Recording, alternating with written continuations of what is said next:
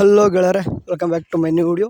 So ಇವಾಗ ಏನಪ್ಪ ಅಂತಂದರೆ ಯಾರೆಲ್ಲ KCET ಬರೆದು ಬಿಟ್ಟು KA ಥ್ರೂ ಅಡ್ಮಿಷನ್ ಮಾಡಿಸ್ಬೇಕಂತ ಇದ್ದಾರೋ, ಯಾವುದೇ ಒಂದು ಕೋರ್ಸ್ ಆಗಿರಲ್ಲ ನಿಮ್ಮದು, ಓಕೆ, ಇಂಜಿನಿಯರಿಂಗ್ ಆದರೂ ತೊಗೋರಿ, pharm B pharm, veterinary, agriculture, BSc nursing, ಎಲ್ಲ ಕೋರ್ಸ್ಗಳದ್ದು ಕೂಡ ಇವಾಗ KE ಥ್ರೂ ಅಡ್ಮಿಷನ್ ತೊಗೊಳ್ಳೋರಿಗೆ ಒಂದು ತಲೆಯಲ್ಲಿ ಇರ್ತದೆ, ಮುಂದೆ ನಮಗೆ ಸ್ಕಾಲರ್ಶಿಪ್ ಬರುತ್ತಾ, ಸ್ಕಾಲರ್ಶಿಪ್ ಬಂದರೆ ಅದೆಷ್ಟು ಬರ್ತದೆ, ಏನೇನೆಲ್ಲ ಸ್ಕಾಲರ್ಶಿಪ್ ಇರ್ತವೆ ಅನ್ನೋದು ಸ್ವಲ್ಪ ಈ ಒಂದು ಟಾಪಿಕ್ ಬಗ್ಗೆ ಡಿಸ್ಕಸ್ ಮಾಡ್ತೀನಿ. ಯಾಕಂತಂದರೆ ಇದು ಇಂಪಾರ್ಟೆಂಟ್ ಆಗುತ್ತೆ ಮುಂದೆ. ಯಾಕಂತಂದರೆ ನೀವು ಕಾಲೇಜ್ ಅಷ್ಟು ಹುಡುಗರು ಸ್ಕಾಲರ್ಶಿಪ್ ನಂಬಿನೇ ಅಡ್ಮಿಷನ್ ಮಾಡ್ಕೊಂಡಿರ್ತೀರ. ಸೊ ಹಾಗಾಗಿಬಿಟ್ಟು ಅದ್ರ ಬಗ್ಗೆ ಸ್ವಲ್ಪ ಮಾತಾಡ್ತೀನಿ.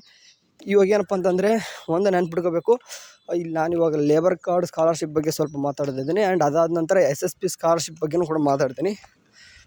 ಓಕೆ, ಇವಾಗ ಏನಾಗ್ತದಂದರೆ ಮೊದಲು ಸ್ವಲ್ಪ SSP ಬಗ್ಗೆ ಮಾತಾಡೋದಂತಂದರೆ, SSP ಸ್ಕಾಲರ್ಶಿಪ್ ನೋಡಿರಿ, ನಿಮಗೆ SSP ಒಳಗೆ SSP ಒಂದೇ ಹಾಕಿಬಿಟ್ರೆ ಸಾಕು. ಅದರಲ್ಲಿ ನಿಮ್ಗೆ ಏನೇನೆಲ್ಲ ಬರ್ತಂತಂದರೆ PE ಕನ್ಸೆಷನ್ ಅದರಲ್ಲಿ ಇರ್ತದೆ, ಆ್ಯಂಡ್ ರೈತ ವಿದ್ಯಾನಿಧಿನೇ ಅದರಲ್ಲಿ ಬರ್ತದೆ, ಆ್ಯಂಡ್ ಕೆಲವೊಂದು ಟೈಮ್ ವಿದ್ಯಾಸಿರಿನೂ ಕೂಡ ಅದರಲ್ಲಿ ಆ್ಯಡ್ ಮಾಡ್ತಾರೆ. ಓಕೆ, ಇವು ಎಲ್ಲನೂ ಕೂಡ ಸೇರಿಬಿಟ್ಟು ಅದು SSP ಒಳಗೆ ಬರ್ತಾವೆ. ಇನ್ನೂ ಕೂಡ ಬೇರೆ ಬೇರೆ ಇದ್ದಾವೆ, ಎಲ್ಲನೂ ಕೂಡ SSP ಇದರಲ್ಲೇ ಬರ್ತವೆ. ಆ್ಯಂಡ್ ಲೇಬರ್ ಕಾರ್ಡ್ನ ನಮಗೆ ಏನಪ್ಪ ಅಂತಂದರೆ, ನಾವೇನು ಹೇಳ್ತಿದ್ವಿ ಅಂತಂದರೆ, ಲೇಬರ್ ಕಾರ್ಡ್ನ ಸಪ್ರೇಟಾಗಿ ಹೋಗಿ ಅಪ್ಲಿಕೇಶನ್ ಹಾಕ್ತಿದ್ವು.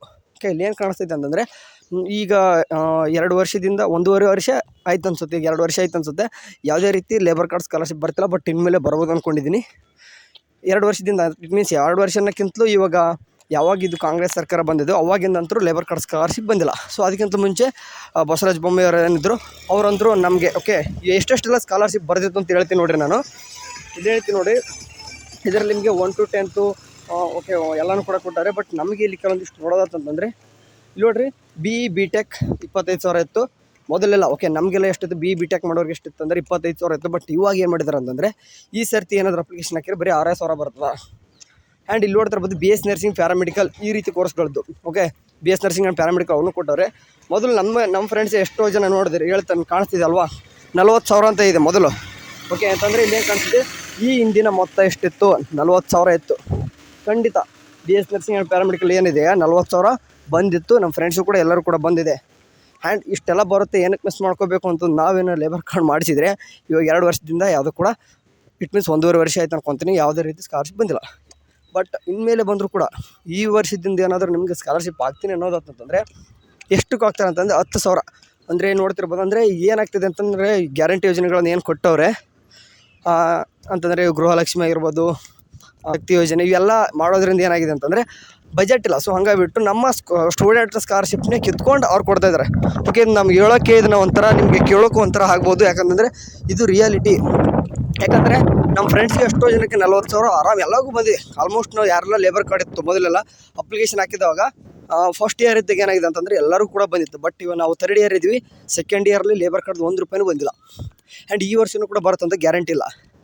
ಸೊ ಏನು ಮಾಡ್ತಿದ್ದಾರೆ ಅಂತಂದರೆ, ನಮ್ಮ 40,000 ರೂಪಾಯಿ ಏನಿತ್ತು ನಮ್ಗೆ ಬರೋದು, ಅದನ್ನು ತೊಗೊಂಡು ಬೇರೆ ಕಡೆ ಯೂಸ್ ಮಾಡ್ಕೊತಿದ್ದಾರೆ.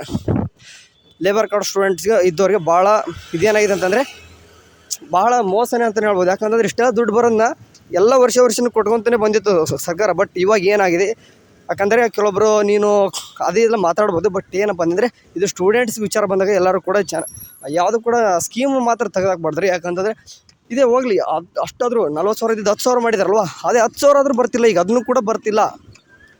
ಸೊ ಹಂಗಾಗಿಬಿಟ್ಟು ಏನಂತಂದರೆ, ನೋಡೋಣ ಈ ವರ್ಷ ಬರುತ್ತಾ ಅಂತ ಹೇಳ್ತಿದ್ರೆ, ಬಂದರೆ ಎಲ್ಲ ಸ್ಟೂಡೆಂಟ್ಸ್ಗೂ ಚೆನ್ನಾಗಾಗುತ್ತೆ, ಬಂದರೆ ಚೆನ್ನಾಗಿರುತ್ತೆ. ಆ್ಯಂಡ್ SSP ಸ್ಕಾಲರ್ಶಿಪ್ ಎಷ್ಟು ಬರುತ್ತೆ ಅನ್ನೋದಂತಂದರೆ, ನೋಡಿ, BS ನರ್ಸಿಂಗ್ ಮಾಡಿತ್ತಂದರೆ ನಿಮ್ಮ PE ಕನ್ಸೆಷನ್ನು ಮತ್ತು ವಿದ್ಯಾಸಿರಿ, ಕೆಲವಷ್ಟು ರೈತ ವಿದ್ಯಾನಿಧಿ, ಎಲ್ಲ ರೈತ ವಿದ್ಯಾನಿಧಿನೂ ಕೂಡ ಬಂದ್ ಮಾಡಿದ್ರು ಹೋದ ವರ್ಷ. ಮೊದಲು ಬಂದಿತ್ತು. ಓಕೆ, ನಮ್ಮ ಫಸ್ಟ್ ಇಯರ್ ಇದ್ದಾಗ ಎಲ್ಲನೂ ಬಂದಿತ್ತು. ಬಟ್ ಇವತ್ತು 3rd ಇಯರ್ ಇದ್ದೀವಿ, ಯಾವುದೇ ರೀತಿ ಏನು ಸ್ಕಾಲರ್ಶಿಪ್ ಬಂದಿಲ್ಲ ರೈತ ವಿದ್ಯಾನಿಧಿ. PE ಕನ್ಸೆಷನ್ ಬರ್ತದೆ, ಆ್ಯಂಡ್ ಸೆಂಟ್ರಲ್ ಗೌರ್ಮೆಂಟ್ ಕಡೆಯಿಂದ ವಿದ್ಯಾಸಿರಿನ ಹಾಕ್ತಾರೆ. ಓಕೆ, ಅದ್ರ ಬಗ್ಗೆ ಚಿಂತೆ ಬೇಡ. ಅಂದರೆ BS ನರ್ಸಿಂಗ್ ಮಾಡೋದವ್ರಿಗೆ ಒಂದು 8,000 ರಿಂದ 10,000 ಅನ್ಕೋರಿ, ಅದು SSPದು. ಆ್ಯಂಡ್ ರೈತ ವಿದ್ಯಾನಿಧಿ ಹಾಕಿದರೆ ಅದು ಒಂದು 8,000 ಅನ್ಕೋರಿ, ಒಂದು 15,000 ರಿಂದ 16,000 ಅಂತ. ಆ್ಯಂಡ್ ಇದು ಏನಾದರೂ ಏನಪ್ಪ ಅಂತಂದರೆ, ಲೇಬರ್ ಕಾರ್ಡ್ದು ಇದನ್ನು ಕೂಡ ಏನಾದರೂ ಹಾಕಿದರೆ BS ನರ್ಸಿಂಗ್ದವ್ರಿಗೆ 10,000, ಅದು ಒಂದು 15,000, ಒಂದು 20,000 ರಿಂದ 25,000 ಸ್ಕಾಲರ್ಶಿಪ್ ಆಗುತ್ತದೆ. ಆ್ಯಂಡ್ ಇಂಜಿನಿಯರಿಂಗ್ ಮಾಡಿದವ್ರಿಗೆ PE ಕನ್ಸೆಷನ್ 20,000 ಐತೆ, ನೆನ್ಪಿಟ್ಕೋಬೇಕು. ನಮ್ಮ PE ಕನ್ಸೆಷನ್ 4,500 ನಮ್ಮ BS ನರ್ಸಿಂಗ್ದವ್ರಿಗೆ. ಬಟ್ ಇಂಜಿನಿಯರಿಂಗ್ದವ್ರಿಗೆ 20,000 ಇರ್ತದೆ. ಆ್ಯಂಡ್ ಅವರು ಕೂಡ ರೈತ ವಿದ್ಯಾನಿಧಿ ಆ್ಯಂಡ್ ವಿದ್ಯಾಸಿರಿ ಎಲ್ಲರೂ ಕೂಡ ಎಲಿಜಿಬಲ್ ಇದ್ದರೆ ಮಾತ್ರ ಅವರು ಕೂಡ ಬರ್ತದೆ. ಅವರು ಕೂಡ ನೋಡ್ತಿರ್ಬೋದು, ಅವರು ಕೂಡ ಇವಾಗ ಏನು ಮಾಡಿದಾರೆ ಅಂತಂದರೆ 10,000 ಮಾಡಿದ್ದಾರೆ. ಆ್ಯಂಡ್ ಮೆಡಿಕಲ್, ಓಕೆ, ಯಾರೆಲ್ಲ ಮೆಡಿಕಲ್ ಕೋರ್ಸ್ಗೆ ಹೋಗ್ತಿದ್ರು ಅಂತಂದರೆ MBBS ಎಲ್ಲ ಮಾಡ್ತಿದ್ರು, ಮೊದಲೆಲ್ಲ 60,000 ಬರ್ತಿತ್ತು. ಬಟ್ ಇವಾಗ ಅವರು ಕೂಡ 11,000 ಮಾಡಿದ್ದಾರೆ. ಇದೆಲ್ಲನೂ ಕೂಡ ಸ್ಟೂಡೆಂಟ್ಸ್ಗೆ ದೊಡ್ಡ ಮೋಸ ಅಂತಲೇ ಹೇಳ್ಬೋದು. ಏನು ಮಾಡೋಕ್ಕಾಗಲ್ಲ, ನಮ್ಮ ಗೌರ್ಮೆಂಟ್ ಆ ರೀತಿ ಇದಾವೆ, ಅನುಸರಿಸ್ಕೊಂಡು ಹೋಗ್ಬೇಕಂತಾರಲ್ಲ, ಹೋಗೋದಷ್ಟೇ.